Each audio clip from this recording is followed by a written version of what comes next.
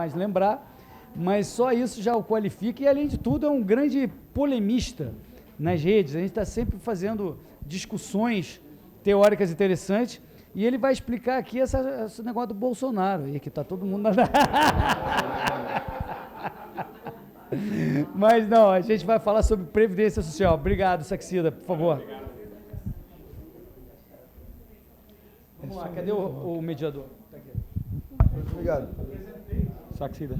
Como papagaio de pirata. Da direita. Senta aí, bora ler. Saxida. Ei, tem quanto tempo, hein, Rodrigo? Bota o rock nessa. Bota o rock nessa aqui. Volta pra cá. Saxida. Sabe que Previdência é só uma brincadeira, né? O tema da discussão é Bolsonaro, né? Votar ou não votar mesmo. Não tá aqui. A discussão é Bolsonaro.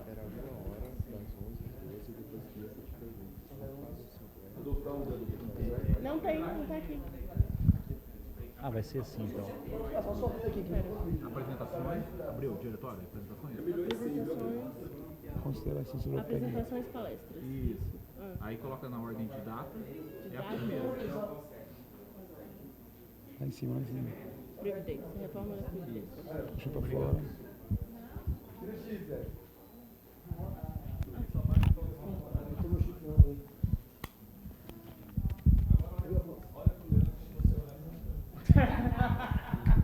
Saxida, você começa, meu amigo. Obrigado pela presença. Entrega o Saxida, o rock. É tudo, rapaz. Olha só, em primeiro lugar quero agradecer a todos aqui, quero agradecer o Mises pelo convite. É uma honra estar aqui com vocês. Agradeço demais o Eric, Hélio, Rodrigo, todo mundo aqui do Mises. Obrigado pelo convite, é uma tremenda honra para mim estar aqui. E parabenizo demais o trabalho de vocês.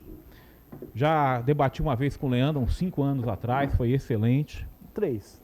Foi 3? 3. Tô ficando velho, tô aumentando aí. Mas, economista muito respeitado, e é muito bom estar de volta com ele. Raduan, Obrigado. então, na época que tinha o Liberdade na Estrada ainda, então, longa data, a gente se conhece. Bom, eu queria só começar, estou dando uma enrolada aqui, porque eu não decorei nada, rapaz, se eu não tiver... abre aí, pô, se não tiver... Não faz isso comigo.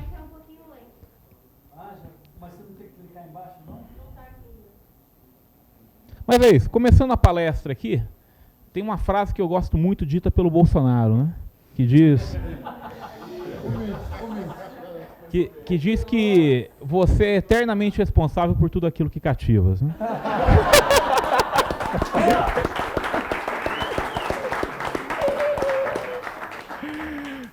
Essa reforma aqui o que eu quero mostrar para vocês é o seguinte, a primeira parte acho que todo mundo vai concordar comigo. A segunda parte eu escrevi agora, porque não está na palestra. Obrigado. A segunda parte eu coloquei só para provocar vocês, para dar algum... para animar o debate, né? Então, opa, para onde que apoia? Primeira coisa, dados oficiais, né? Então, por exemplo, se tivesse alguém aqui do sindicato, de algum lugar, aí vai falar, não, que a Previdência não é deficitária. Cara, porra, velho. Você pode discordar da reforma, é lícito isso. Mas não adianta você inventar mentira. Aí eles vão lá, pegam dados até 2015. Pega os dados até 2016. É público esses dados. Está aí os dados, até 2016. No regime geral, que são os trabalhadores do setor privado, 150 bi de déficit. Setor público, 77 bi de déficit. Então, em 2016, foram 227 bilhões de déficit da Previdência. Aí o cara do sindicato levanta a mão, não, mas você está fazendo a conta errada. A conta é de outra maneira. Como que é essa conta que eu estou fazendo aqui? Eu pego o que o governo arrecada, menos o que ele gasta. A diferença é o déficit. Veja, essa conta é o mais óbvio que tem. Eu vou lá e pego o que você pagou para a Previdência e tiro o que o governo está gastando. É assim que é feita essa conta. Aí o servidor fala, não, vamos olhar a Constituição. O que diz a Constituição? Aí você vai lá no artigo 194, a Seguridade Social compreende. Opa, Previdência. E aí vai no artigo 195 e diz que a Seguridade Social será financiada por toda a sociedade, de forma direta e indireta nos termos da lei, mediante recursos provenientes do orçamento da União, dos Estados. Aí eles falam, olha, meu amigo, tá vendo? Você tem que colocar, por exemplo, que a Previdência pode ser financiada por qualquer imposto sobre faturamento. Qualquer imposto sobre faturamento, COFINS, por exemplo, deveria ser usado para financiar a Previdência. É daí que vem a conta que diz que a Previdência não tem déficit. Porque ele vai lá e pega a Constituição e fala, olha, qualquer tributo sobre o empregador da empresa e a entidade a ele equiparada, sobre folha de salário, vai para a Previdência. Meu amigo, se você olha a lei, nunca vai ter déficit da Previdência. Nunca, nunca. Por que nunca vai ter déficit da Previdência? Porque, na pior das hipóteses, o orçamento federal é obrigado a cobrir, ou seja, o Tesouro. Então, por essa maneira louca de fazer conta, não tem como ter déficit. Se o Brasil gastar tudo que ele é... Se o Brasil produzir um PIB de 100 e gastar 100 com a Previdência, não tem déficit. Então, é absurdo essa maneira que as pessoas querem fazer a conta. Eles querem pegar a COFINS, querem pegar a contribuição sobre folha e incluir na conta de Previdência. A coisa está tão ruim que mesmo que você fizesse isso em 2016, dava prejuízo. Mas o que eu quero alertar é esse aqui, ó, essa parte. Por aqui, o Tesouro é obrigado a cobrir qualquer déficit. Então, por essa maneira de fazer a conta, nunca vai ter déficit, não tem jeito. Então, é óbvio que essa maneira está errada, né? Então, alguns fatos que a gente precisa saber sobre a reforma da Previdência. Primeiro, todo lugar do mundo tem idade mínima. Deve ter 3 países no mundo que não tem. E cá entre nós, cara, poxa, a gente tem que respeitar. Eu respeito demais as mulheres, cara. Eu acho que elas têm que pagar mais de previdência do que nós, homens. Porque vive mais, pô. Coisa ruim aí, pô. Brincando. Vive mais. Tem que pagar mais. Mas por uma questão de igualdade, respeito, nós vamos deixar vocês pagar igual. Agora, não faz sentido mulher aposentar mais cedo que homem.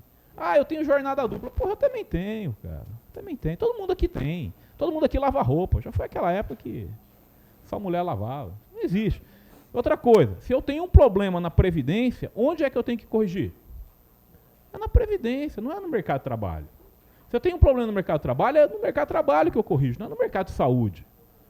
Então, olha, não tem, isso aqui são coisas simples, que no resto do mundo as pessoas entendem. Não há por que ter discussão aqui. E por fim tem um assunto que ninguém está falando, não sei porquê, que é a questão de aposentadoria de Estado e município. Meus amigos, essa não sobra uma. Rio de Janeiro já entrou pelo cano, Paraná já entrou pelo cano, Distrito Federal também, Rio Grande do Norte também. Está cheio de problema em previdência de estados e municípios. Essa conta aqui, eu tenho sérias dúvidas de como consegue resolver. O que fazer? Aí, como meu amigo falou, se não tiver reforma da Previdência, tem uma quebra, cara. Não adianta enrolar, não adianta mentir, não adianta chegar aqui e falar que está tudo bem. Não está tudo bem. Se não fizer a reforma... mas o Bolsonaro não apoia. Porra, sei lá, cada um tem a sua decisão.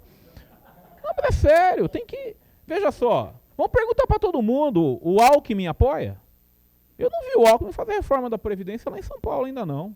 Por acaso está melhor do que o DF? Que o Brasil está nada. Agora, tem maneiras de discordar da reforma da Previdência, e maneiras lícitas.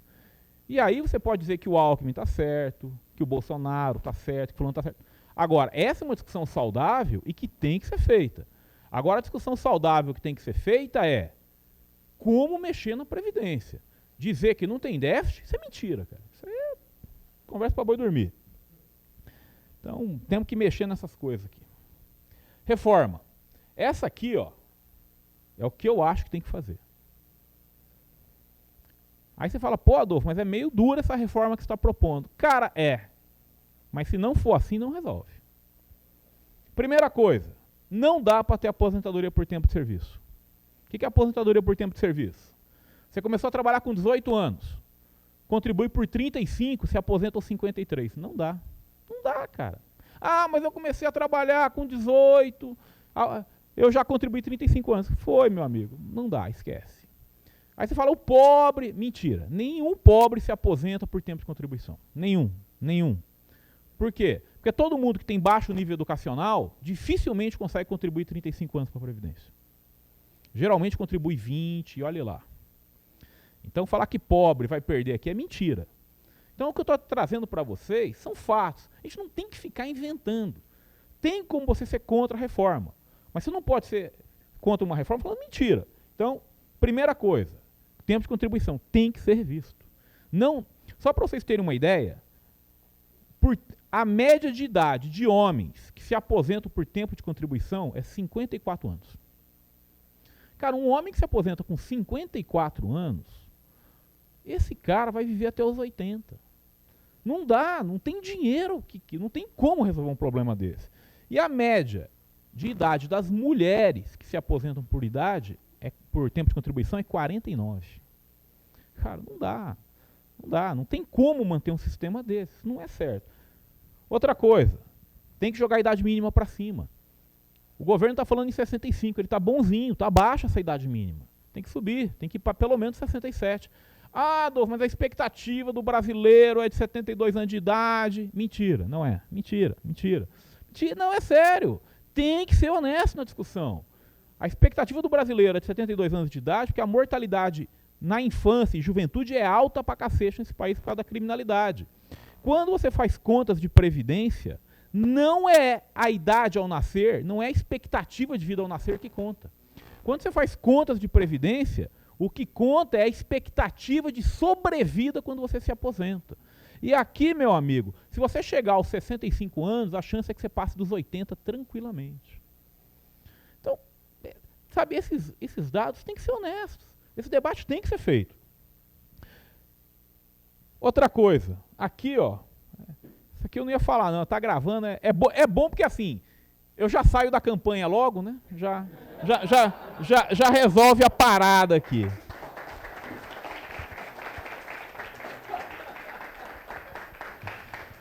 Olha só, o que eu vou falar agora é um tema controverso, mas não é certo você tributar o pedreiro e não tributar o juiz. Não é certo você mandar uma...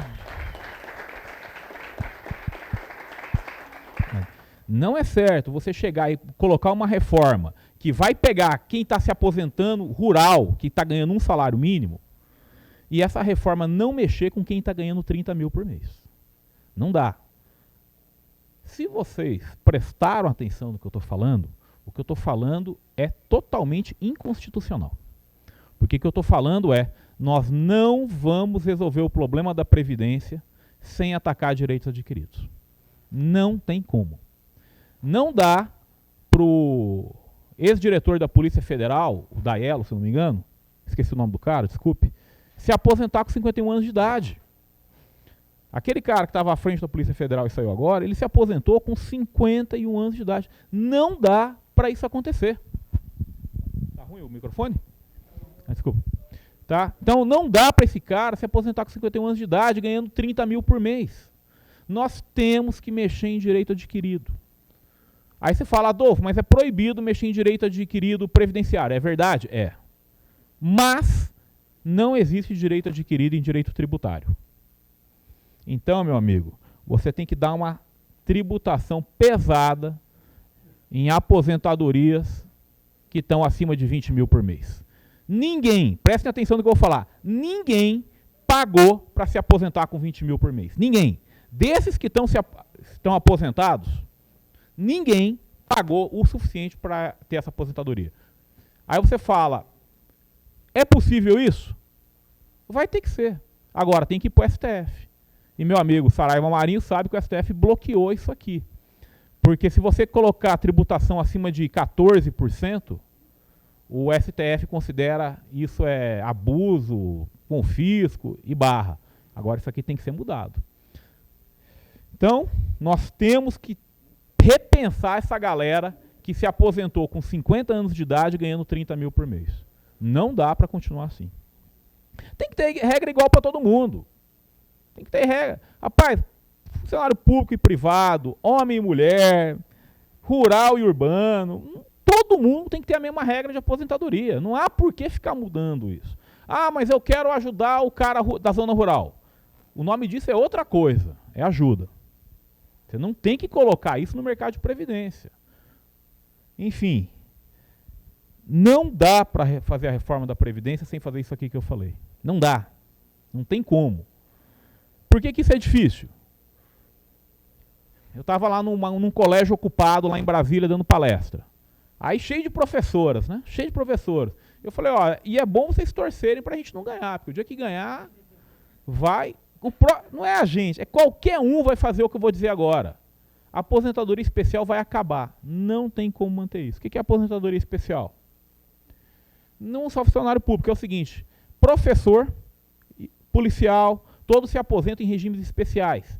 Então, hoje, homem se aposenta com 35 anos de contribuição, mulher com 30. No regime especial, polícia e professor, mulher se aposenta com 25 anos de contribuição e homem com 30. Não dá, cara, não dá para manter isso. E eu vou dizer por que não dá. Essa conta vai cair todinha em estado e município.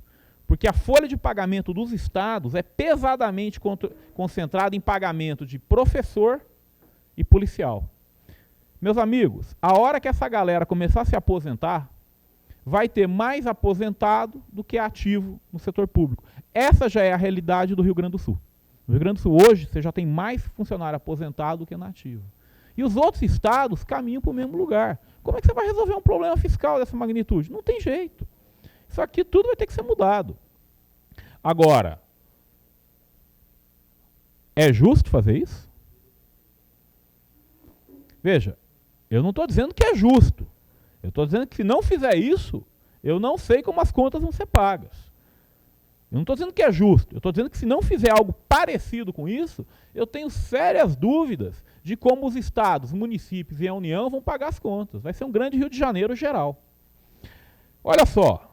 Pega um garoto aí de 18 anos. Você obrigou ele a contribuir para a Previdência. Obrigou. Ele falou, eu não quero. Dane-se, vai. Daqui 30 anos, esse garoto é um pedreiro.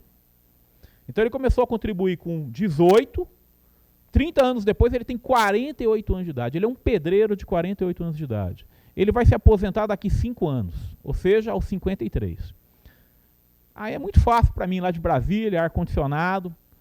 Acabou o tempo de contribuição. Agora é só por idade, 67. Esse cara tem 48. Ele ia se aposentar em 5 anos. Agora vai se aposentar em 19. É justo isso, cara? Pesado, né? Então não é algo trivial. Nós temos que tomar um pouco de cuidado com isso também. E é por isso que quando nós falamos de reforma da Previdência, nós temos que bater pesadamente em quem ganha mais de 30 mil por mês e quem ganha mais de 20 mil por mês. Porque na hora que for fazer o ajuste, a parte de baixo vai pagar a conta. E se eu estou cobrando do pedreiro, é completamente imoral eu não cobrar do juiz, do procurador, de mim também, que vamos estar todo mundo se aposentando acima de 20 mil. Está errado isso. Então a reforma da Previdência é justa? Não, não é. Sendo bem franco com vocês. O governo obrigou você a assinar um contrato. Você disse que não queria, ele te obrigou. E agora, unilateralmente, ele quer mudar esse contrato. E surpresa, daqui 5 anos ele vai mudar unilateralmente de novo. É óbvio que isso não é justo. E os pobres? Olha, para ser honesto, o sistema atual ele tende a beneficiar pesadamente os mais ricos, tá? Mas, de qualquer maneira, tem questões complicadas. Por exemplo, aposentadoria rural. O que é aposentadoria rural? Eu sugiro que vocês vão ir para uma vara especializada federal, vocês vão ver. É uma máquina de aposentadoria rural. O cara chega lá, você plantava? Plantava. O que você plantava? Feijão. Dá trabalho, dá. Aposentado. Não, eu estou falando sério. Podem ir. Eu falo porque eu fiz isso. Eu fui. Tá? Passei uma manhã lá vendo isso. É um escândalo? É. Só que, cara, você está falando de pessoas com 50 anos, analfabetas. Que, cara, estão acabadas, velho. O cara trabalhar na roça é pesado pra cacete. Então, assim, não é uma conta fácil isso aqui, não. Então, essa história, vamos fazer a reforma? Vamos, mas não é uma conta tão fácil. Então, existem argumentos para ir contra. E é isso que você precisa no Brasil. Usar os argumentos certos para a discussão evoluir. E não ficar mentindo em conta. Isso é ridículo. Outra coisa. Pega um policial. Bicho, policial subir no morro é perigoso pra cacete, cara. Tu vai pegar o cara que tá lá com 30 anos de serviço e falar, não, agora mais 5 pra você? Você está disposto a colocar teu filho numa escola pública, com a professora já no último de estresse? Ainda vai cobrar mais 5 anos. Se for professora, mais 10 anos, né? Porque você vai acabar com a aposentadoria especial para mulher, então soma 5 anos, e acaba a aposentadoria especial para professor, só mais 5. Uma mulher que ia se aposentar, que entrou no serviço público, que ia com 22 anos ia se aposentar aos 47, agora vai se aposentar aos 57. Eu acho que é certo. Mas não é isento de custo isso. Isso não é isento de custo, isso tem que ser discutido. E para finalizar, só para o meu amigo Leandro poder meter o sarrafo em mim aí. Olha só, eu sei que a maioria aqui vai defender a mudança do sistema. Capitalização e liberdade de escolha. Pô, deixa para cada um escolhe o que quer. Olha só, cuidado, hein? Cuidado. Esse cada um escolhe o que quer, costuma chegar no final o cara quebrar e a conta vir para todo mundo. Então, quem não acredita em mim, basta ver o que aconteceu com aqueles bancos nos Estados Unidos quando ameaçaram quebrar, né? O Estado vem e ajuda. A primeira coisa é o seguinte, custo de transição. Para você sair de um sistema de repartição e para um de capitalização, eu pago previdência para quem já está aposentado. Se eu mudar para capitalização, eu vou pagar a previdência para mim mesmo. E aí? Quem vai pagar quem já está aposentado? As estimativas mostram que isso passa de 100% do PIB de custo. Como é que vai rolar isso? Eu não sei não, cara. Ah, mas dá para fazer paulatinamente? Dá. Paulatinamente dá, mas vai ser assim, quem entrar agora daqui vai pagar 1/10 para ele e 9/10. Então assim, é complicado, não é tão trivial fazer o que todo mundo acha que é, vamos para capitalização. É uma boa ideia? Eu acho que é uma boa ideia. Tem várias vantagens. Mas, operacionalmente falando, eu tenho sérias dúvidas que tenha dinheiro para a gente fazer isso. Mas, enfim, no mundo das ideias. Outra coisa. Vocês me dá um exemplo aí de uma empresa brasileira com mais de 100 anos de idade. Qual? Então, beleza. Continuem. Exatamente. Cara, não tem muito não. Você vai ver aí que é Banco do Brasil, Caixa, uma ou outra. E o resto é Flamengo, Fluminense. Então, cuidado. Fortaleza, campeão. Time grande é outra coisa, né, Rodrigo? Nós que torcemos para time grande sabemos. Aí a gente sabe os esquemas, né? Vamos lá. Agora, olha só. Já ouviram falar do Cominde? Cominde. Por que será que a maioria aqui não ouviu falar do Cominde, hein? Ou da Colmeia? Eram tudo fundo de previdência que faliram, cara. Fundo de previdência de capitalização é isso. Você vai colocar hoje o dinheiro para tirar daqui 30 anos. Rapaz, é difícil confiar que o Brasil, as empresas são tão honestas assim. Eu tenho dúvidas, honestamente tenho dúvidas. Mas vamos continuar. O que está acontecendo lá no DF, no Distrito Federal? Você tinha um fundo de previdência antigo, de repartição, e tinha um fundo de capitalização dos funcionários públicos novos. Adivinha o que aconteceu com esse dinheiro do fundo de capitalização? O que tu acha que aconteceu, gente? Pelo amor de Deus, vocês moram no Brasil. Aprovaram agora uma lei na Assembleia Legislativa que você vai usar esse dinheiro para fazer algo muito importante. Contratar mais funcionário e pagar salário. Bom, isso aconteceu já no Paraná, aconteceu já no Rio de Janeiro, no Rio Grande do Norte, no Distrito Federal, que eu sei. Cara, quando você faz capitalização, você começa a encher de dinheiro num lugar. No setor público, eu falo para vocês, os exemplos até agora são de fracasso. Aí o Funpresp, que é a nova inovação, não sei, esse aí é um pouco diferente. Mas os fundos de capitalização estaduais, todos estão falidos. Todos não, né? 90% estão falidos. Então, e outra coisa, quando um fundo, mesmo que for privado, quebrar, quem vai socorrê-lo? Você acha que o Estado vai deixar aquele fundo quebrar? Eu duvido, cara. Eu duvido que a hora que aparecer 3 velhinhos no Jornal Nacional, dizendo que não tem o que comer, se o Congresso não dá uma ajuda ali. Assim, é difícil. Então, eu só queria terminar a palestra dizendo o seguinte, esse sistema que a gente critica tanto, chamado repartição, ele não é tão ruim quanto dizem, não. Ele tem várias vantagens. Uma delas é transferir produtividade da geração presente para a futura. Isso não é tão ruim. Isso é um seguro muito importante. E com certeza é solvente. Agora, a maneira como está o nosso sistema de repartição é que é extremamente ruim. Mas antes da gente jogar isso fora, vamos pensar com calma. Obrigado, gente.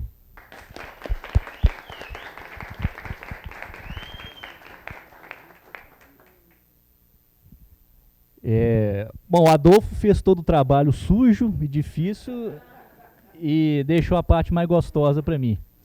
Embora eu não discorde nada do que ele falou da parte técnica, queria fazer uma abordagem um pouquinho mais diferenciada aqui e ver onde é que vai chegar. Primeiro, vou começar pelo final, que ele falou do regime de repartição. Vou fazer uma abordagem, vou começar pelo ponto de vista moral, embora um economista não deva fazer isso, mas é um assunto grave e precisa.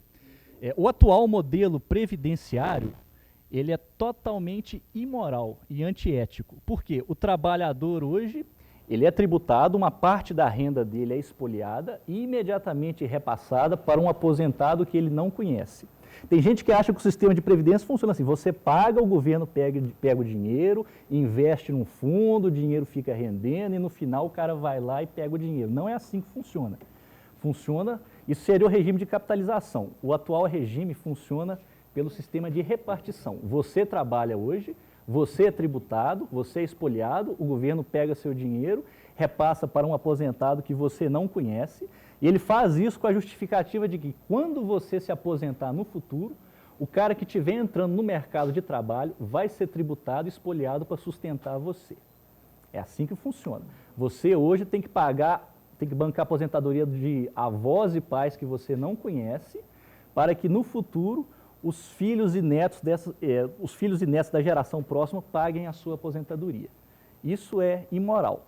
Agora, como o próprio Adolfo falou e mostrou ali, é uma questão também demográfica. A coisa não se sustenta. Hoje você tem aproximadamente 5 pessoas trabalhando para bancar um aposentado. No futuro, lá por volta de 2060, segundo o IBGE, serão 1,5 pessoa trabalhando para bancar um aposentado. Isso não tem mágica, isso é uma questão demográfica, isso não é uma questão nem ideológica, nem de direita, nem de esquerda, nem de ser libertário ou intervencionista, isso é demografia. E contra a demografia você não tem absolutamente nada a fazer. Então se a demografia, se a taxa de fecundidade começa a cair, como já está caindo no Brasil, chega lá na frente, não haverá gente suficiente trabalhando para bancar um aposentado. E a única solução prática seria continuar elevando continuamente as idades de aposentadoria. Ou seja, daqui a 5 anos o governo vai elevar de novo, depois vai elevar de novo, e vai elevar de novo. Então nunca haverá uma reforma definitiva da Previdência. E aí eu já parto para... Precisa não? Eu já parto para o meu ponto, que é o seguinte. Nenhuma reforma da Previdência, por mais perfeita que seja, vai funcionar a contento.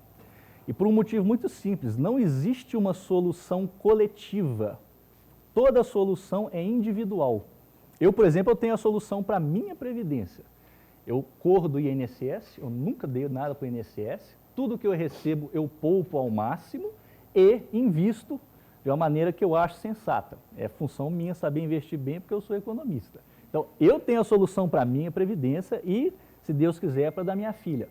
Mas eu não tenho a solução para a Previdência do Raduan, para a Previdência do Hélio, que vai precisar muito da Previdência no futuro. Não tem a solução para... Está consumindo já, eu acho. Já está despoupando. Então, eu tenho a solução para a minha Previdência. Eu não tenho a solução para a Previdência de mais ninguém. E ninguém tem. Por mais brilhante que seja um plano para corrigir a Previdência, você sempre vai encontrar falhas nele. E é impossível, num país com 200 milhões de pessoas, com regiões tão díspares, você fazer uma reforma que agrade todo mundo. Por exemplo, a expectativa de vida no interior de Santa Catarina e no interior do Piauí. Aí o governo vai e põe uma idade mínima para todo mundo. 67 anos no interior de Santa Catarina, beleza. 67 anos para um pedreiro no interior do Piauí, igual o Adolfo falou, o cara nem chega a essa idade. Então, eu escrevi um artigo ano passado detalhando uma transição da Previdência que duraria 35 anos, Após esse tempo, a Previdência seria abolida e todas as pessoas que estão lá, que estão na Previdência hoje, continuariam sendo atendidas. Só que esse plano, por mais detalhado que eu tentei ser, se você procurar falhas, você vai encontrar. Não existe como você fazer uma reforma da Previdência sem falhas. E hoje, olhando em retrospecto, eu acho que eu não escreveria de novo esse artigo. Eu não mudaria nada dele, mas eu não escreveria de novo porque eu mudei de filosofia. O que eu estava tentando fazer nesse artigo era achar uma solução coletivista que tentasse resolver o problema de todos, só que isso não funciona. Funciona a solução individual e não coletiva. Então vocês, lamento dizer, cada um está por conta própria. Não contem com previdência, mesmo quem for funcionário público. Não haverá dinheiro porque é um problema demográfico. Tá? Então, o que eu sugiro para vocês é, se possível, evitem o INSS. Não entrem nele. Ah, mas eu sou trabalhador de carteira assinada e não tem como. Aí é verdade, aí você se lascou. Então, a solução é você vai ter que poupar o máximo que sobra do seu salário e investir de acordo. Aí vamos para o último ponto, que é a questão da repartição, da capitalização e o problema da quebra, né, dos fundos previdenciários. Isso é verdade. Mas quem falou que você só deve investir em fundo de previdência? Fundo de previdência é uma opção. Você tem uma instituição que nunca vai quebrar, que é o Estado. Ah, não. Eu pensei que era para ter filho. Não. É o que o pessoal antigamente fazia, né? Você punha filho no mundo e era um investimento e eles iriam sustentar você no futuro. Mas uma instituição que nunca vai quebrar e estará sempre aí é o próprio Estado. Então, o que você faz? Isso não é nada libertário, mas é uma solução. Você compra título do Tesouro.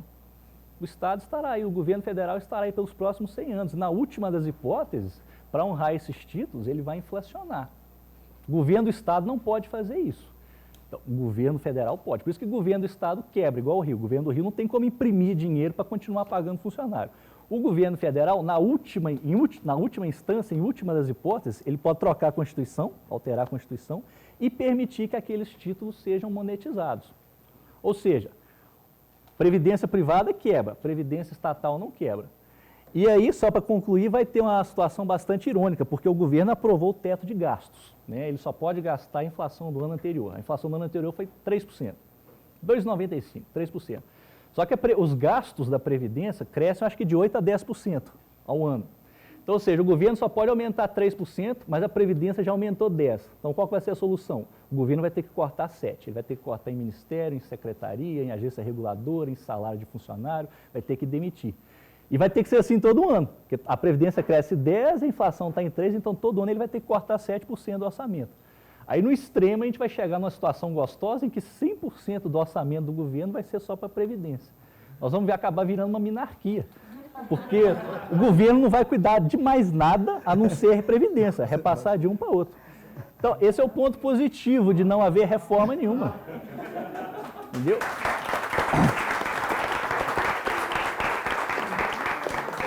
É claro que eu estou partindo do pressuposto que o teto de gastos será respeitado, mas isso aí já é uma questão jurídica, não é a minha área. Então, para concluir, eu tenho a solução para mim, não tenho a solução para nenhum de vocês. E não se enganem, ninguém tem solução para vocês. O máximo que o governo vai fazer efetivo é aumentar a idade mínima. Vocês estão por conta própria, não contribuam para o INSS sempre que possível, não sustentem outros e não exijam que outros sustentem vocês. E poupem ao máximo, façam investimentos, nem que seja compra de imóveis, de terreno vago ou investir em título do Tesouro. Previdência privada pode quebrar, é fato. Não sei se o Bradesco e o Itaú vai quebrar daqui a 100 anos, acho difícil. Mas, assim, em última instância, invista neles. Compre terreno, compre título do Tesouro, compre imóveis, compre gado, compre qualquer coisa, mas não conte com o INSS. De resto, eu concordo com toda a contabilidade apresentada por ele.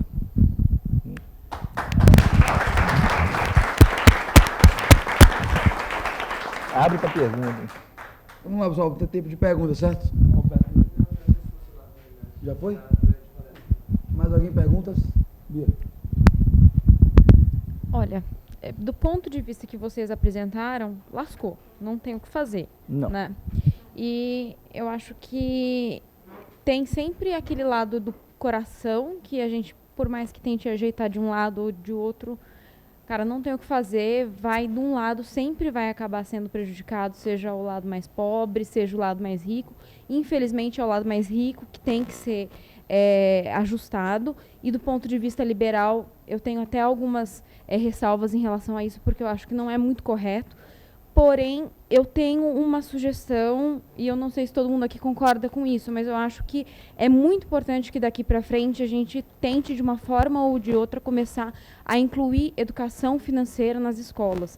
Tem até uma colega aqui que tem essa pauta. Eu acho que é muito importante que as próximas gerações entendam isso, porque eu tenho visto muito entre colegas esquerdistas, funcionários públicos, etc. e tal, que a culpa é da corrupção, a culpa é das más gestões, a culpa é disso e assado, mas não é, a culpa não é da demografia, não é que a gente tem menos filhos hoje ou que a população ela está envelhecendo mais. Então, assim, eu acho que daqui para frente o nosso compromisso ele tem que ser de fato, educar mais. O que vocês pensam sobre isso e do ponto de vista mais social, não só financeiro, se tem mais alguma coisa que a gente possa fazer para disseminar?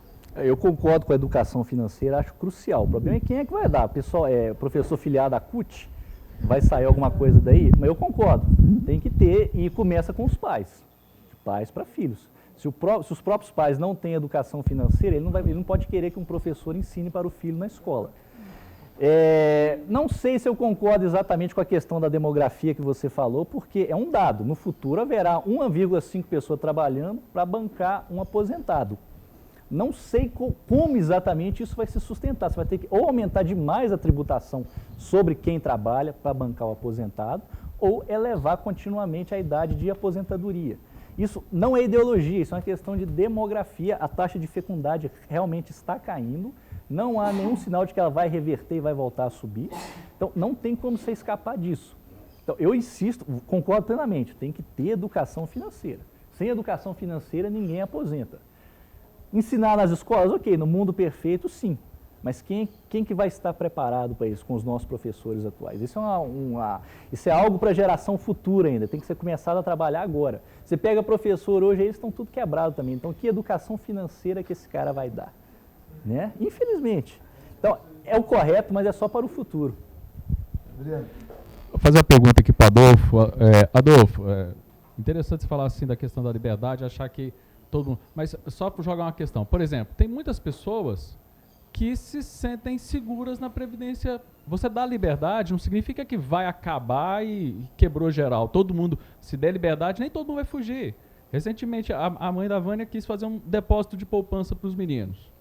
A gente falou, não, poupança... Cara, enquanto ela não pôs dinheiro na poupança, ela não achou que estava garantindo o futuro dos netos, porque ela tem essa cultura dela. Dar a liberdade não significa que vai quebrar. Você não...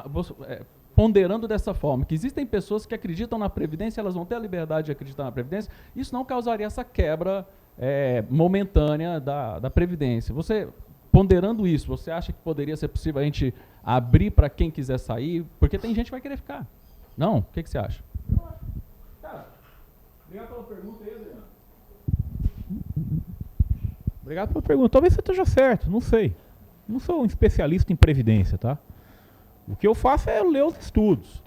Agora, a galera que leu, o que você falou é o modelo chileno, né? Então o governo abriu para a escolha.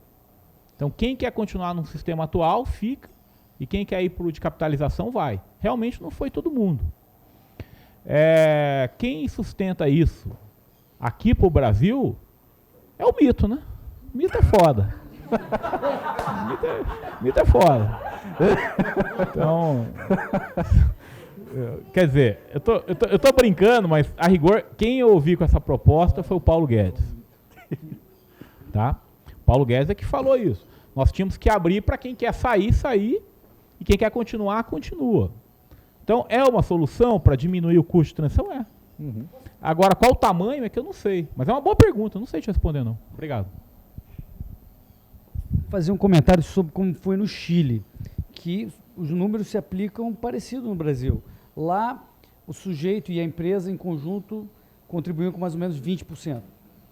E na hora que ele estabeleceu a escolha, ele fez uma coisa muito interessante que reflete o ganho do novo sistema. Ele falou, agora quem migrar, quem optar, e a maioria esmagadora optou, mesmo os maluquetes que gostam de mamar nas tetas, por causa do incentivo, fazer. Não. Agora você só precisa depositar 10% do seu salário.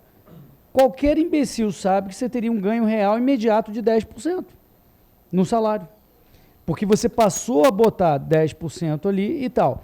E óbvio que aí, no que sobrar, quem vai pagar, todo mundo sabe, né, que você está falando, né, Saxida, que vai ter calotes, o Leandro também falou, ao longo do tempo. Quem ficar no sistema vai ter calotes ao longo do tempo. Você também poderia aproveitar essa transição e já estabelecer, galera, você vai receber um título público de longo prazo, onde embutido está um calote de uns 50%, senão não fecha a conta mesmo. Mas se você conseguir isso, resolveu o problema. Caio. Perfeito.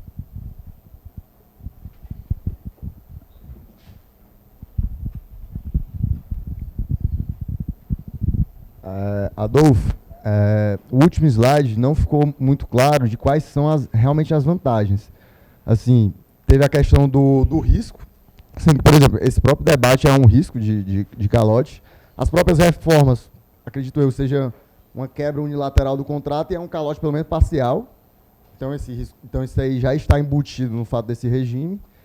E também, quanto à questão dos mais humildes, chegou até a ser dita aí a própria família, né? A questão de ter os filhos, que sempre foi a previdência dos antigos. E é uma instituição que funcionou bem por muito tempo. Inclusive a previdência, ela meio que, querendo ou não, se intrometeu nessa relação familiar e até quebrou, assim, não diria que quebrou, mas gerou um incentivo para quebrar esse laço. Porque antes os filhos tinham total obrigação de sustentar os pais, e os pais tinham, inclusive, incentivos de ter mais filhos. Ou seja, eu acho que também é um ponto a ser ponderado, do quão perversa é esse regime. Cara, assina embaixo o que você está falando. Não discordo, não. Veja, a rigor, a Previdência... Obrigado pela pergunta, Caio. Eu concordo com você. A rigor, a Previdência, só o que ela veio foi substituir uma relação familiar. É obrigação dos filhos cuidar dos pais. Então, assim, quem tem avô aí mais vivo, mais velho, sabe que a aposentadoria dos avós era os filhos em uma casa que ele construía para alugar. Era assim que era feita a aposentadoria antes. Você quebrou isso e colocou outra coisa no lugar. Então, assim, eu concordo com você. Meu ponto aqui não é do que eu acho que seria o melhor, assim, se o mundo começasse hoje. Meu ponto é, conhecendo o Brasil, como eu tenho conhecido, e a nossa realidade, isso não vai voltar. Não vai acabar essa realidade, não vai acabar a Previdência. Agora, como é que funcionaria a repartição? E isso está migrando, isso vai acontecer, tá? A Previdência vai ser reduzida para entre 1 e 3 salários. Vai ser um valor muito baixo. Então, ela vai funcionar muito mais como assistência do que exatamente uma garantia. Nesse sentido, repartição não é tão... É lógico, né? O melhor seria cada um cuidar da sua vida. Mas dado que não é tão claro que a gente consiga fazer isso, mas soluções. Mas eu acho que você está certo. Acho que seu ponto, eu não tenho nem dúvida que você está certo o que você falou. Aqui, Queria falar alguma coisa? Caio. Não, era mais na questão das vantagens. falou já. É porque não quebra, é uma garantia, é um seguro. E você mais ou menos mantém o custo daquilo constante, se você reduzir muito o valor da Previdência. Quer falar também? Mostra para mim, pessoal, que eu gerencio. Sou o Estado, eu. Então, eu tenho percebido que quem é contrário à reforma da Previdência também utiliza o Chile como exemplo, dizendo que os fundos de Previdência não fizeram bons investimentos, etc., e são extremamente regulados, a gente não pode esquecer disso, e apesar de ser um exemplo, entre aspas, inconclusivo, nem eles conseguem usar como um exemplo definitivo de que deu errado, e nem a gente como algo que deu certo, eu particularmente vejo que é um problema de pessoas, de indivíduo, não de sistema nesse sentido, porque se as pessoas não sabem aplicar, não sabem investir, não pensam no longo prazo, não buscam se informar e destinam toda a renda dela a um único fundo que é regulado, que pode dar um calote, e confiando que as coisas vão funcionar, e se não funcionar podem ter eventualmente o amparo do Estado, você resolve um problema criando outro, é paliativo. Então, assim, eu vejo muito dessa maneira e eu queria saber a opinião de vocês. Não, esse ponto é crucial, porque embora a Previdência chilena seja melhor que a nossa, ela também é cheia de defeitos. Por quê? Primeiro, o governo obriga o trabalhador a direcionar uma certa fatia para determinadas empresas que ele, governo, escolheu. Não há livre mercado ali entre essas empresas. Eu acho que são 3 ou 4, todas reguladas e protegidas pelo governo. O governo toma, eu não sei se é 10 ou 15%, é um valor obrigatório. Ele obriga o trabalhador a pegar 10% do salário dele e direcionar para essas 3 empresas protegidas pelo governo. Melhor que o nosso arranjo? É, mas nós não tem nenhuma garantia de que também essas 3 reguladas pelo governo não venham a ter uma performance muito ruim, de modo a não entregar algo lá no futuro. Então, é melhor que o nosso? Sim, mas não é o modelo ao qual a gente deve aspirar. Por quê? Não há livre concorrência entre essas provedoras, são 3 ou 5, não sei, e controladas pelo governo. Exato, porque ele obriga você a direcionar para essas 3. Então, você não tem muita livre escolha. Ele trocou uma previdência estatal por uma privada um pouquinho mais bem gerida, mas que também não te dá liberdade nenhuma. Se o trabalhador não quiser pagar para nenhuma dessas 3, ele não pode, ele não tem essa opção. Tá? Melhor que a nossa, mas nada invejável. Menos pior. Menos pior. Nada invejável. Posso? Claro. Bom, na verdade eu acredito que o debate econômico, ele está honesto, ele está resolvido, né? Existe um déficit e isso quem lida com a honestidade não tem nem o que discutir, existe esse déficit. Então o problema está no campo político, na minha opinião. E eu aprendi da pior forma possível que o debate no campo político ele é meio esquizofrênico às vezes, né? Esse cara é vereador do PSB, tá? Vocês têm que marcar ele. Então sou contra, não há déficit, e eu só queria dizer isso. Mas não. Florianópolis tinha uma folha que crescia 8% ao ano de forma orgânica, contra uma receita que crescia 3,9%. Obviamente isso não ia fechar. Eu fiz uma planilha bonitinha e fui mostrar para os vereadores para tentar convencê-los de que nós precisávamos fazer sim, aprovar medidas de ajustes. A resposta que eu recebi invariavelmente foi: Bruno, você tem que fazer a sua análise usando o coração. Então, enfim, aí eu descobri que o que importa na verdade é a história que se conta e não são os números de fato. E eu vejo muitos economistas defendendo que a reforma deveria ter sido proposta de uma forma diferente. Deveria ter sido justamente por conta da narrativa que se conta. Deveria ter sido proposto a reforma primeiro do regime especial, que na verdade grande parte do problema está ali, e 60% dos beneficiários hoje do regime geral ganham um salário mínimo, se eu não me engano, então, e para esses vai mudar pouca coisa. Então o grande problema está mais no regime especial.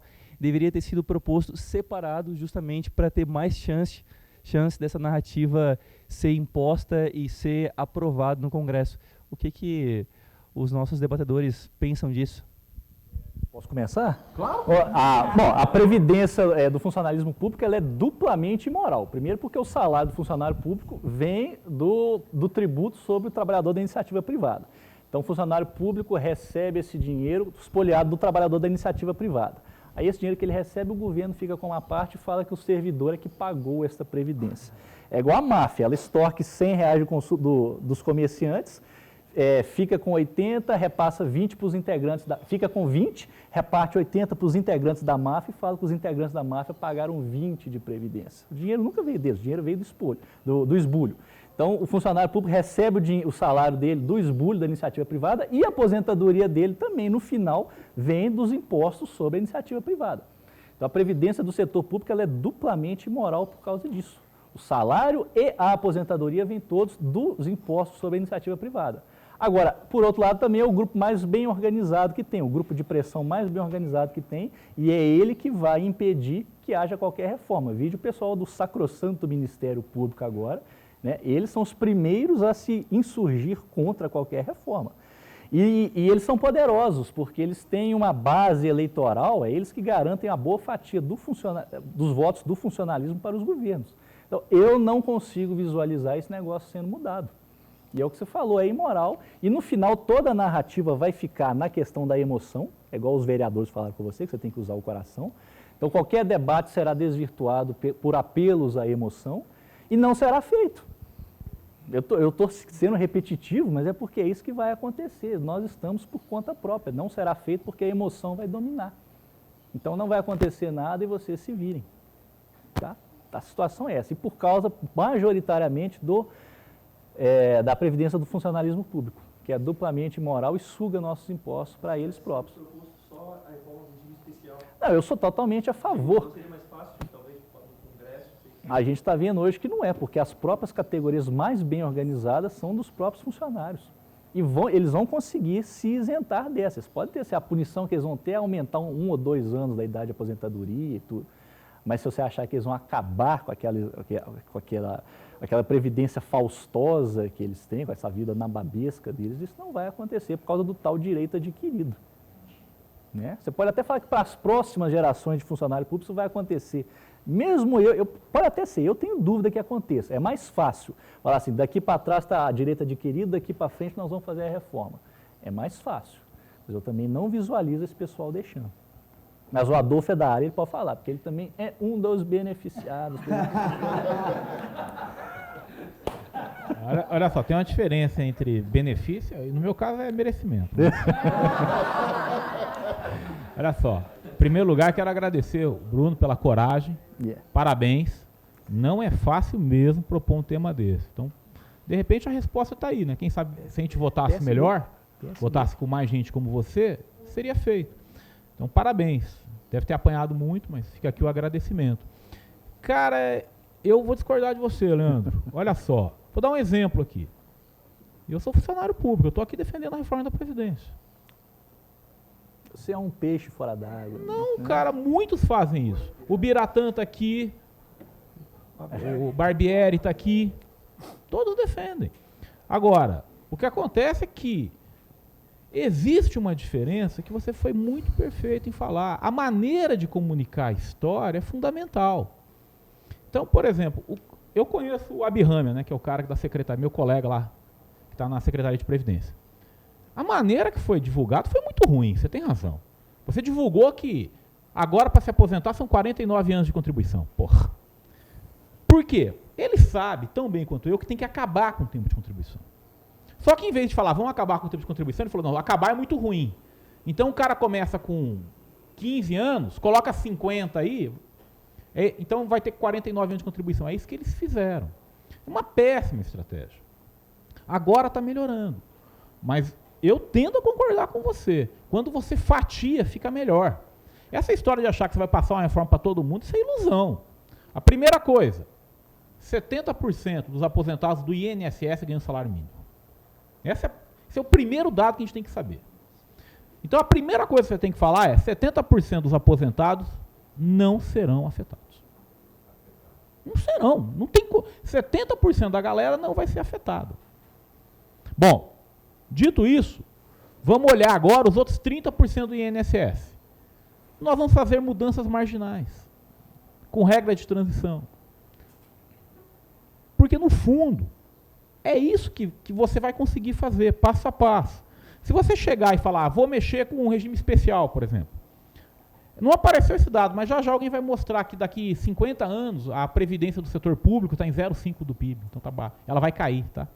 Então, por exemplo, a regra, a partir de 2008 já mudou. A partir de 2008, quem entrou no serviço público já entra com regras parecidas com o setor privado. É por isso que tem que ir para o FUNPRESP. Agora, tem um passivo grande aí. Eu tendo a achar que é possível mudar. Agora, o que não é possível é ficar esperando uma reforma milagrosa que não vai andar. Isso é besteira. Na vida, cara, e como bom conservador, é passo a passo. A primeira... Eu sei que aqui todo mundo é libertário, mas está comprando o livro do Churchill. Então, na hora que aperta, todo mundo muda o autor. Mas a vida é assim. É passo a passo. É muito difícil. Quando é que você vai mudar de uma vez só? Quando quebrar. Quando tiver uma revolução. Mas se não for esse o caso, então tem como mudar? Claro que tem. Vamos começar. Está aqui ó, o Mises. Não está fazendo esse papel. Para que serve o Mises? Para que está o Biratã aqui, o Barbieri? Não tão, há quantos anos você está dando murro em ponto de faca aí, ó, o Biratã? Barbieri, você? E você? Calígula. Vem cá, vocês já, em algum sonho, vocês imaginaram que um vereador do PSB ia estar aqui? Então, uma salva de palmas para vocês aí, parabéns pelo trabalho.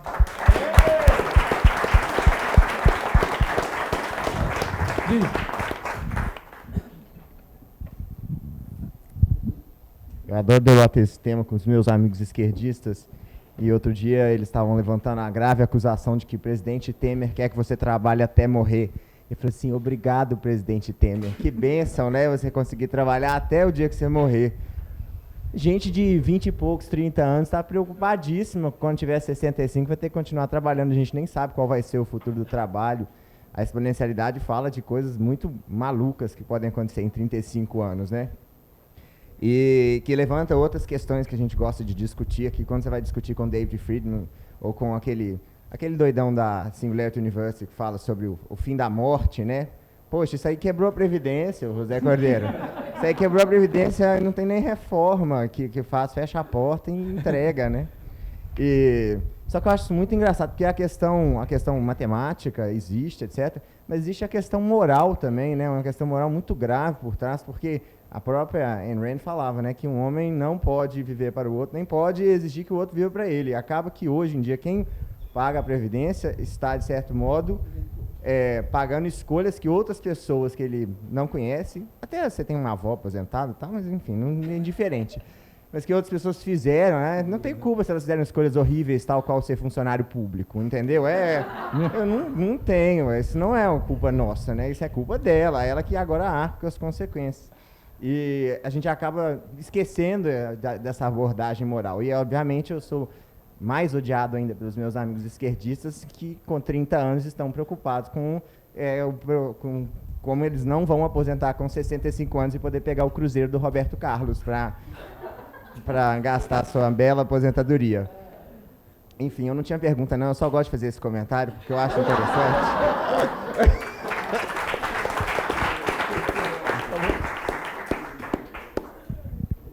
Mas pera aí, que eu vou responder esse comentário. Porque eu discordo profundamente de algumas partes que você falou. Cara, você tem compromisso sim com quem você não conhece. Com quem você não conhece. Tem. Você não chegou aqui de graça não, criança. Tô sendo sacana porque eu sou bem mais velho que você. Bicho, pessoas tombaram pra você estar aqui. Olha só, eu estava em Nova York com a minha filha agora.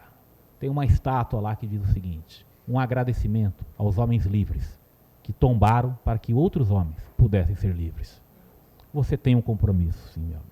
Quer queira ou não. Mas vamos tomar um chopp depois, a gente conversa mais.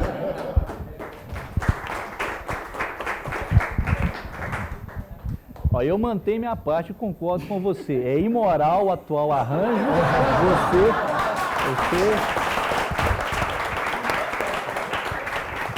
Você não tem obrigação nenhuma de ser tributado hoje, afetando a sua própria poupança. Não tem dívida histórica nenhuma. Com um cara lá do Amazonas, nada contra o Amazonas, pode ser um cara aqui do Rio de Janeiro. Você não tem que pagar a aposentadoria de pais e avós que você não conhece, para no futuro os netos e filhos dele pagarem a sua. Você também não tem o direito de receber também. Você não tem o direito nem de pagar, não tem nem a obrigação de pagar e nem o direito de receber. Mas a gente vai tomar o shopping depois lá também, né? A minha pergunta, eu gostaria também de começar a nível da reforma da Previdência. Eu faço parte de um grupo de empresários que nós estamos indo para Brasília, que é o Reforma Previdência, para ver se a gente consegue aprovar. O porquê disso? Por que esses empresários estão em cima disso daí? Porque existem muitas empresas internacionais que estão aguardando essa reforma para entrarem no Brasil.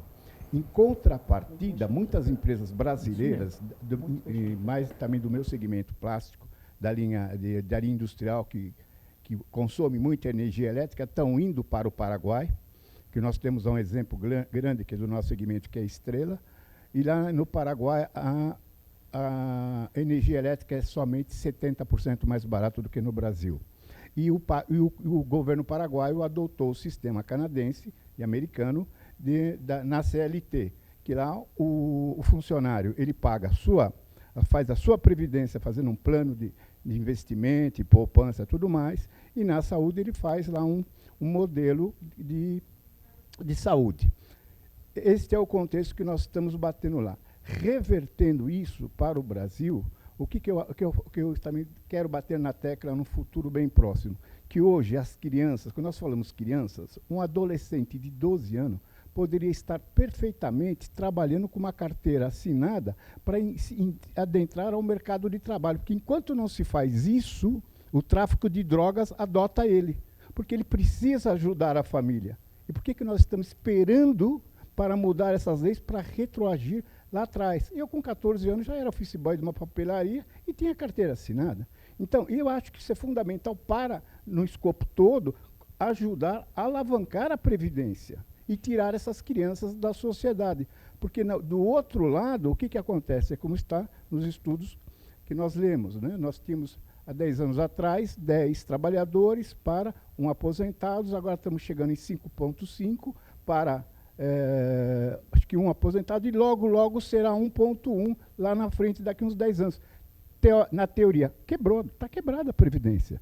E devemos mexer lá em cima também, diminuir também por aqueles aposentados que estão se aposentando lá com 30, 40, 50 mil reais. Isso não existe. Ainda mais também para os deputados federais, estaduais, 2 eleições, o cara já se aposenta integralmente. Isso também, em qualquer lugar do mundo, isso é irreal.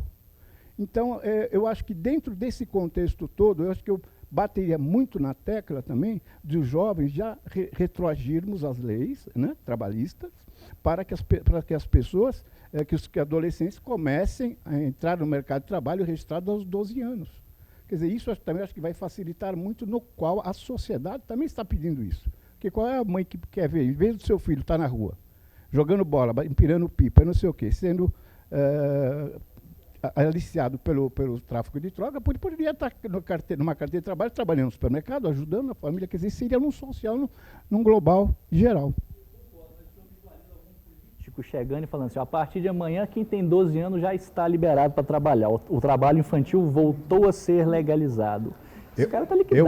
Eu acho que nós temos uma proposta para 2018 dos políticos que forem eleitos mudarem essas PECs, fazer umas PECs que é uma proposta de emenda à Constituição para que isso seja adentrado no país, até por uma questão social. Isso está na plataforma do Novo?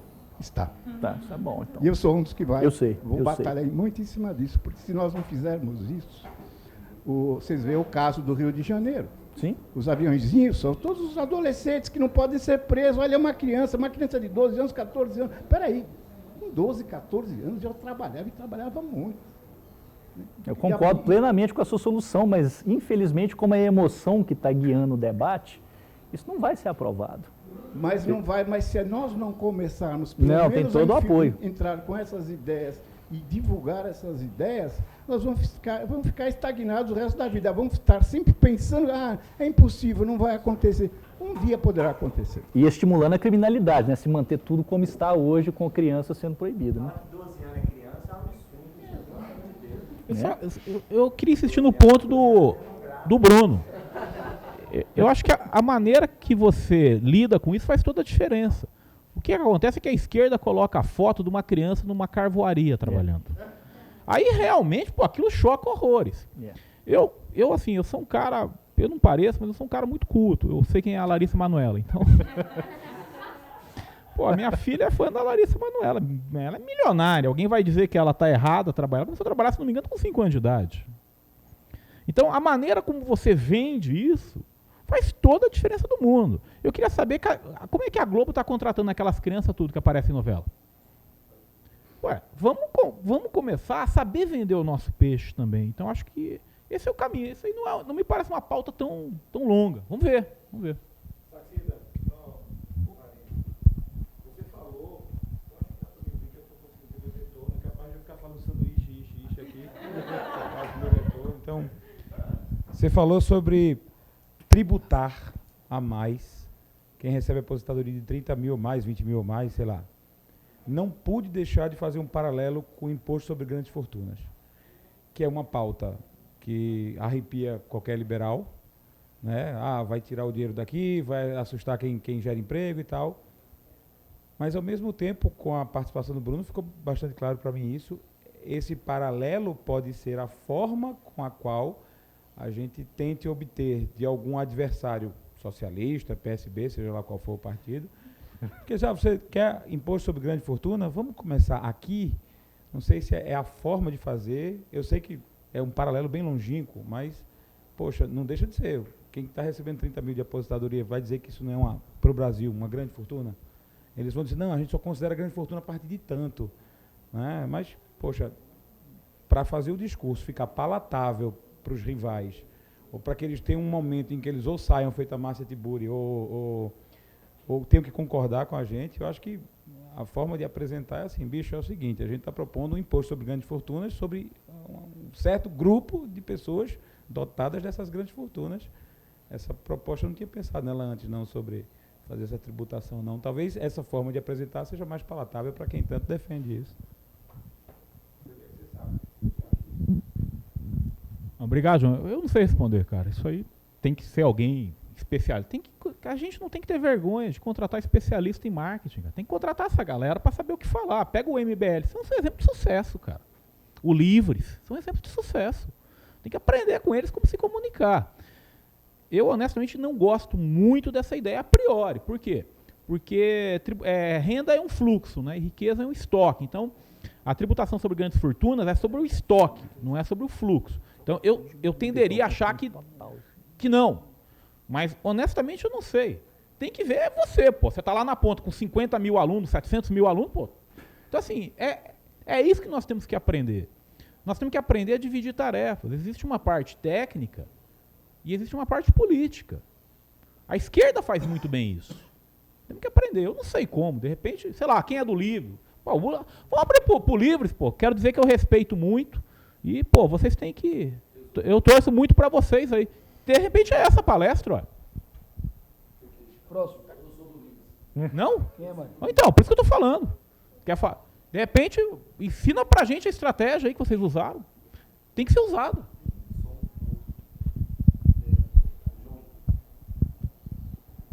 Tem um ponto que é sempre bom lembrar ao pessoal que defende grandes fortunas, que em geral são servidores públicos, que são 0,01% do Brasil que ganham acima de 20 mil reais. Então é muito bom lembrar eles que eles próprios vão ser os mais atingidos, caso aumente tributação. Eu sou contra qualquer aumento de tributação, qualquer um, em qualquer hipótese, em qualquer situação. Eu acho que essa é a defesa básica. Nós já temos muitos tributos e muitos tributos indiretos. Acho que a primeira briga da gente vai ser quebrar a burocracia.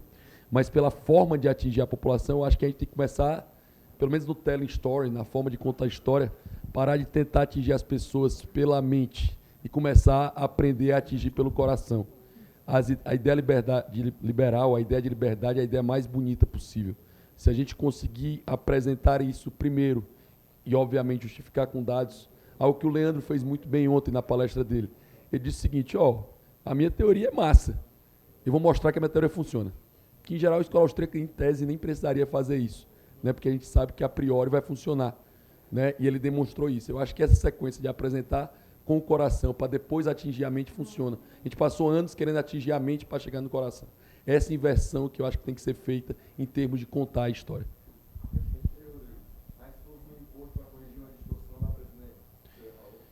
Não, eu acho que existem outras soluções para a Previdência. Eu acho que a minha pergunta, aproveitando, aí deixo para vocês, se a Previdência não for reformada esse ano, qual é a consequência que a gente vai ter?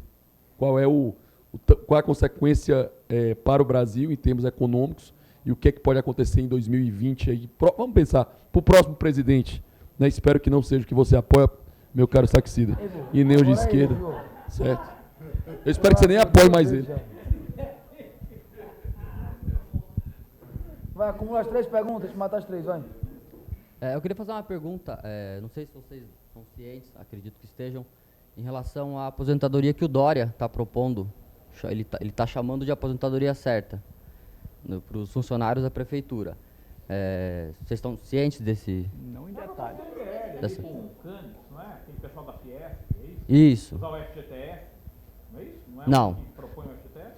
Não, isso é para aposentadoria dos funcionários da prefeitura. Para aposentados que já são aposentados da prefeitura. Não, eu não conheço. Bom, na verdade, também sei por cima. Eu queria ouvir mais de vocês, mas o que eu sei por cima é que vai acabar, no fim das contas, quem já está aposentado contribuindo um pouquinho, né, para que se mantenha. Eu li o seu artigo da Previdência e lá tem um dado que o setor privado, a aposentadoria privada está fechando em déficit e a aposentadoria estatal também está fechando em déficit. Estatal, quando eu falo, é funcionário público. Eu discutindo isso com meu sogro, que é funcionário público aposentado, ele me disse que em São Paulo, por exemplo, não fecha em déficit. Né, que a aposentadoria em São Paulo, há alguns anos, não vem fechando em déficit, mas que eu achei, não sei, eu não tenho esse dado para poder dizer, eu queria saber se vocês têm, para justificar essa manobra do Dória, que no fim das contas não chega a ser um plano, é mais, minha opinião, né? É mais uma coisa para que ele deixe a prefeitura dizendo, na minha gestão não fechou em déficit, fechou em superávit. Deixa eu tentar ir na sequência aqui. Eu até saí em defesa da proposta do Adolfo. Pelo que entendi, ele defende que a aposentadoria de funcionário público, que ganha mais de 30 mil, seja tributada. Eu sou a favor, toma dele e repassa para o outro funcionário público. Deixa o dinheiro entre eles ali, deixa a gente do setor privado quieto. Então, essa proposta de aumento de imposto para funcionário público que ganha acima de 30 mil, para custear a aposentadoria dos outros funcionários públicos, ok. Funcionário público ganha acima disso. Privado não. Exato. Eu sou a favor. Né? E fica entre eles ali. A sua pergunta sobre se a reforma da Previdência não passar, ano que vem não vai fazer diferença nenhuma. No curto prazo não faz. No longo prazo os déficits vão só aumentando, porque a Previdência, os gastos crescem 10% ao ano, e a receita está estagnada ou sobe muito menos, então os déficits vão só aumentando. Com isso, fica muito difícil para as taxas de juros de longo prazo caírem. E fica cada vez mais óbvio que o governo vai aumentar imposto lá na frente. Esses dois fatores, taxa de juros de longo prazo mais alta e a certeza de que haverá aumento de imposto, vai refrear bastante os investimentos produtivos de longo prazo. Principalmente investimento estrangeiro, que vai ficar mais arredio para vir para cá. Essa proposta do Dória eu não posso comentar porque eu realmente não estou a par dos números. Oi?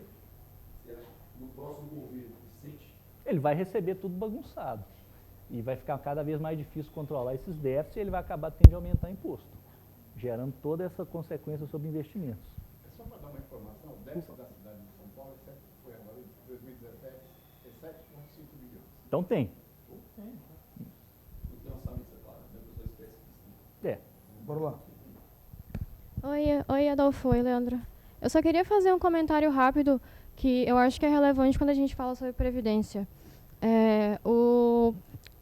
Acho que é economista nórdico, o nome dele é Johan Norberg, e ele fala sobre um dos livros dele, ele fala sobre esse assunto.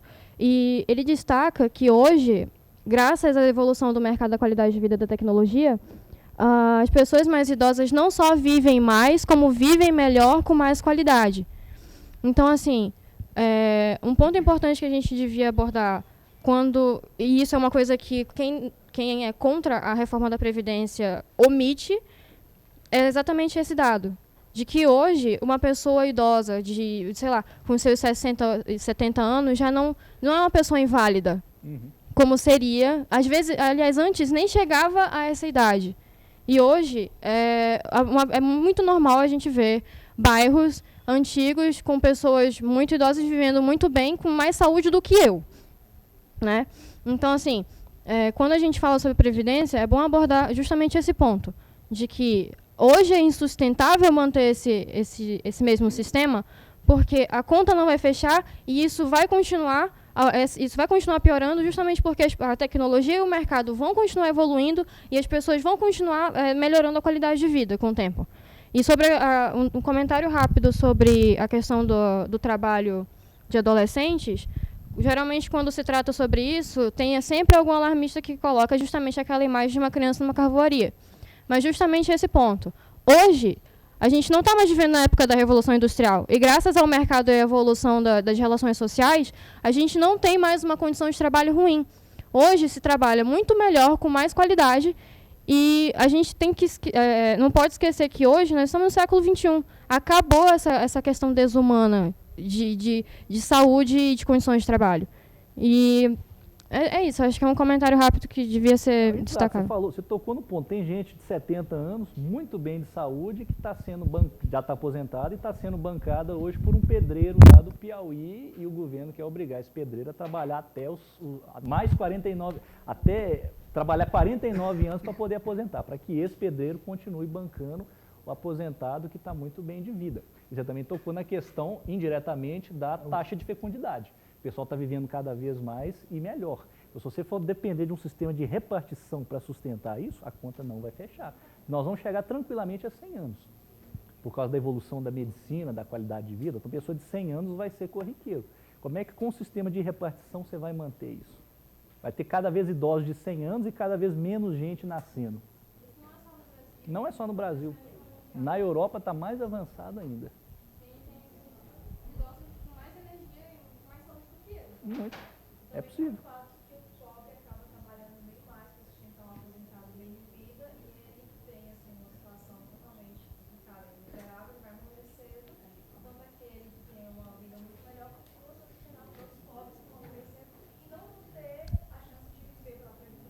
Entendeu por que o sistema é injusto? Né? Não, eu só queria acrescentar o comentário que o Dário propôs com relação à antecipação da idade para trabalho, independente de ser com carteira assinada ou não, também a antecipação da idade para começar a empreender. Porque eu tive uma situação no ano passado, eu formei uma turma de alunos de ensino médio, cujo projeto de conclusão de curso era desenvolvimento de um projeto não, trabalho de conclusão de curso era o desenvolvimento de um projeto dentro de um modelo de negócio. E eu consegui o apoio da Aliança Empreendedora, tanto para esse aluno receber mentoria, quanto para participar do Desafio Empreendedor.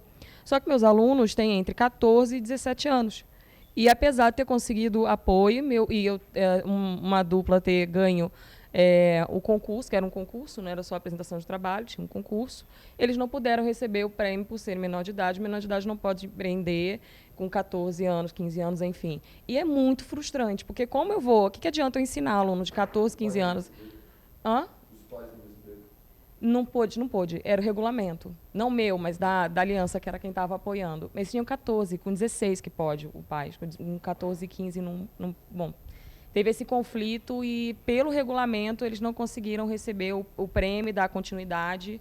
Enfim, eu acho que, a partir do momento que uma criança é capaz de criar alguma coisa, ela tem que ter o direito de ser remunerada por isso. Se ela conseguiu criar riqueza, gerar valor, por que ela não deveria poder ser remunerada? Né? Então, era isso. Aí vira aviãozinho para o tráfico. Né? Pessoal, muito obrigado. Vamos para o recado rápido.